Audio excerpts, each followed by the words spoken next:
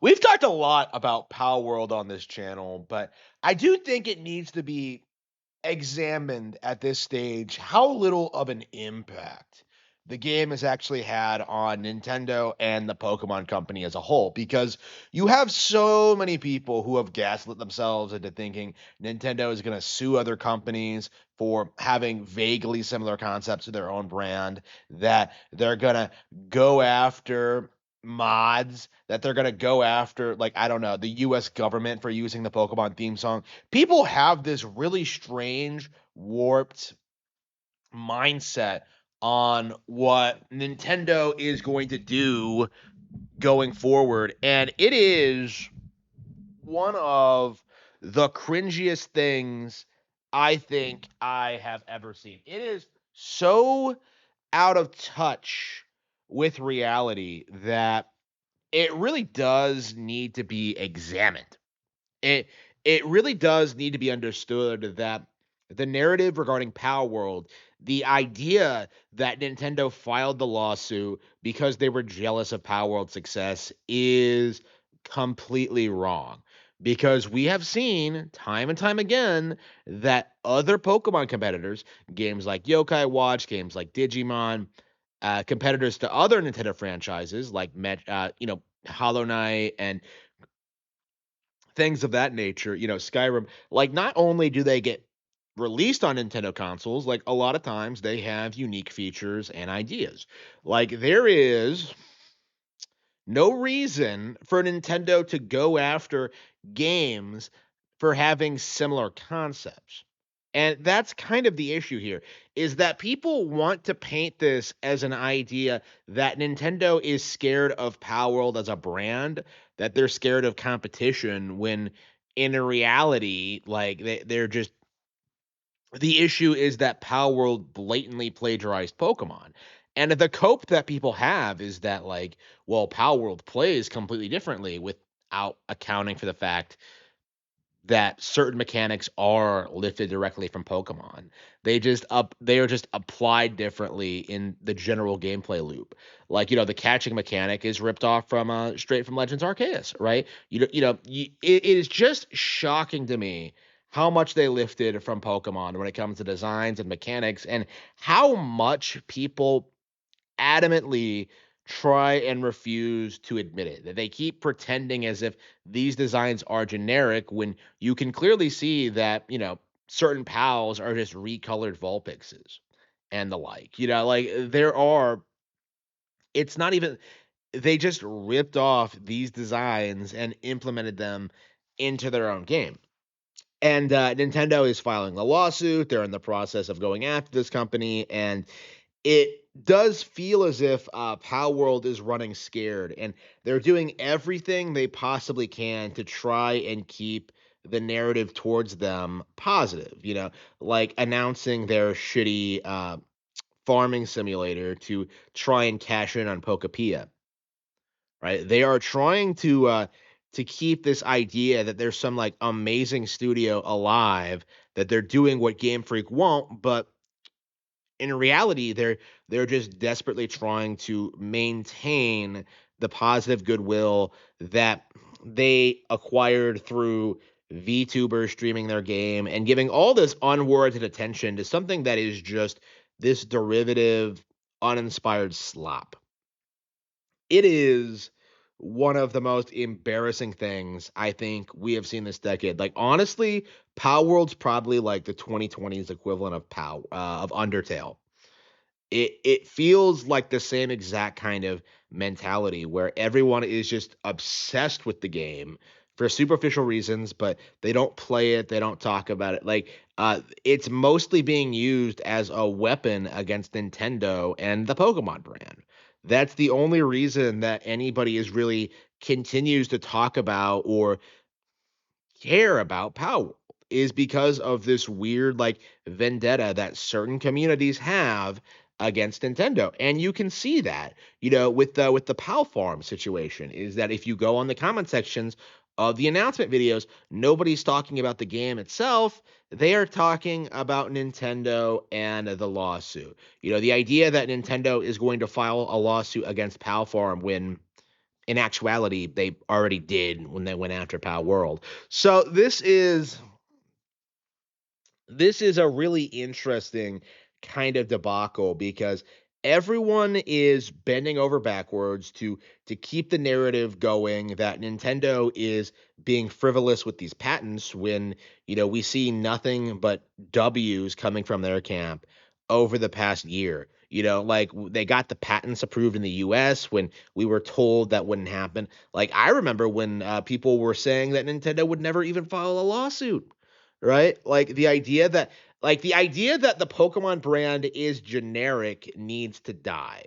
Like it's something that has kind of been pervasive throughout this whole debacle. Like the idea that Pokeballs are a generic item that you can just throw at at creatures and then catch them, exactly like Pokemon. Like that's not gonna fly. Like that never was going to fly. And all Nintendo is doing with the patents is demonstrating Palworld's plagiarism that goes far beyond the character designs. And I do think this is going to be like a massive, massive L against the plagiarism indie community because we're seeing this more and more now. I just saw on Twitter today that one some random indie game just showcased like a game where you swing around like Spider-Man, and they ripped off animations straight from the Spider-Man game. So you're telling me that swinging around like Spider-Man shouldn't be a patented mechanic because the developers put work into that. The developers own the concept. Like it's a pretty unique Spider-Man thing. You're telling me that like developers shouldn't be able to protect their brand this way. Like it does need to be understood that like we can't support this kind of copy pasted game design. And that's exactly what people are defending when they're defending Power World is just people ripping off assets, ripping off mechanics, ripping off code, and then trying to like create a new game out of it. Like, why don't they just come up with their own concept, their own idea? Because nobody would care about it at all. Like that's the reality that like Pocket Pair is in because they are a sloppy studio that's uninspired, that just steals from more popular, well-developed brands and just doesn't have the capacity to come up with something unique and original. Like I can tell you, like in this entire debacle, not once have I heard someone say that Pocket Pair is going to go on to become a huge video game powerhouse. They're not going to create their own IPs. They're not going to be this huge deal. Like they are just a knockoff company that cannot produce anything original in their own right.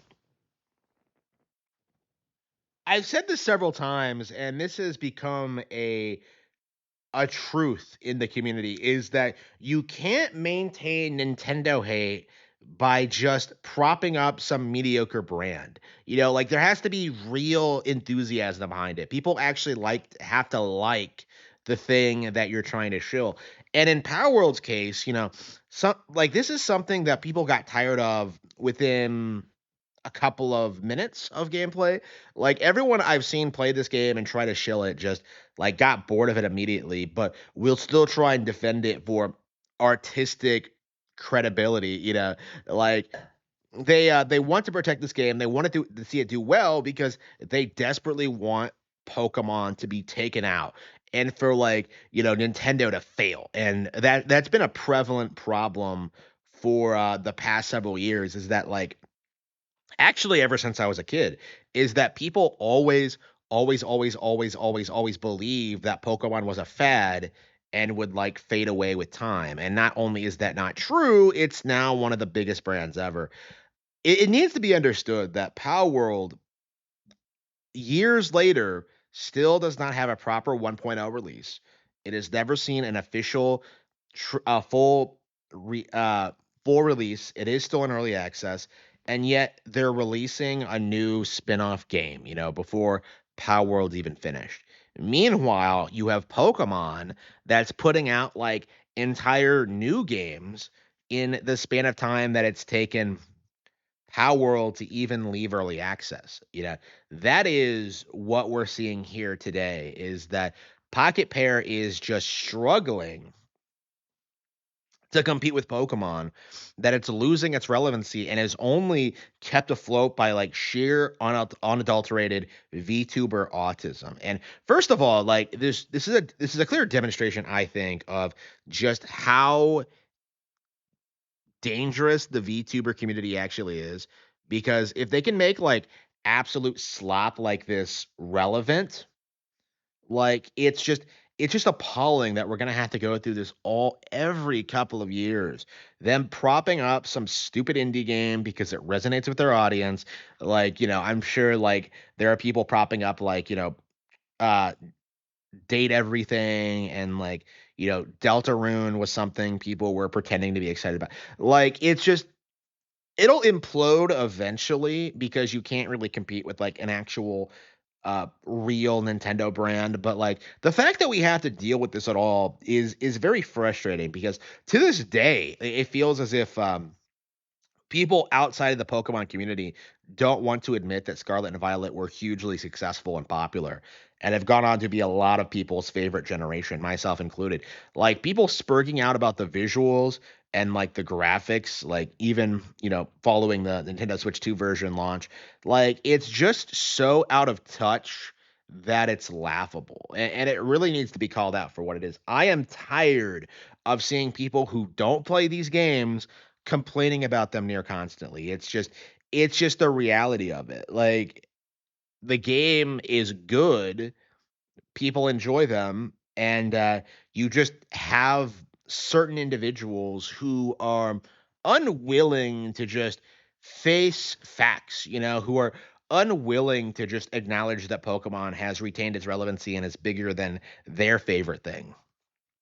Like, I've seen all manner of copes, like, thrown at this brand, like, this idea that it's overexposed, that it gets too many games, the idea that new other Nintendo IPs need to shine more. Like, it's just a giant cope from people who don't want to see the brand succeed. It's something that I think really should be called out, because before Palworld, it was like Temtem, and it was like we've seen this happen before where people just hype up some nothing burger like new IP and expect it to blow up and become successful, and they're surprised when it just doesn't, like because none of these companies are in a position to really do what Pokemon does. Like even like just looking at like mainline Pokemon, you have the dual release strategy. You have like the two different versions that you have to trade with in order to get everything, like that's not something that anyone can just kind of do. So like until you can do something like that, until you can like maintain your relevancy, until you can like, actually compete with Nintendo on equal footing, like you're not really going to get anywhere. And that's kind of where we're seeing with Power World at this point. 3 years in, and the best they can manage is a farming simulator that's clearly meant to ape off of the Dragon Quest Builders game that Pokemon is making, Pokepia, like it really needs to be understood that nothing Palworld does is going to be able to compete with Pokepia. You can you can say all you want how it looks better, but again, Mario and open field, Nintendo hire this man, that's really all you have to say in regards to the copes, like to the idea that Palworld looks better than Pokemon, because it's really not true at all, because they don't have an art style, they don't have an aesthetic, they have no ability to make an organically popular thing. And I think the issues with this business strategy are going to become more and more apparent as Power World desperately tries to cling on to this relevancy. They're going to keep trying to put out more and more slop and try to recapture this kind of fan enthusiasm, but the only thing that people care about is Palworld, and that's only because of the Pokemon thing. Without the Pokemon plagiarism, this game is just kind of doomed to failure, and we are going to see it slowly erode over the next several years, even before the lawsuit concludes with Nintendo winning. This is something that's inevitable. Like even in the hypothetical scenario where Palworld wins the lawsuit, they are never, ever, ever going to be in a position where they can compete with Pokemon on equal footing. Like it isn't everything they do is entirely filled with hate and spite for the brand that they're plagiarizing, and it's just not something that's going to sit well with people going forward. I do think more and more like actual Pokemon fans are going to value the real Pokemon brand more, and this kind of edgy like knockoff products is going to be rejected. And we're kind of in the early stages of that now. Like, the Pal Farm thing clearly isn't going anywhere. So I'm very, very interested in seeing just how badly Pocket Pair does in the future because it's going to be very satisfying to finally see this company and this brand completely fall apart because it is very well deserved.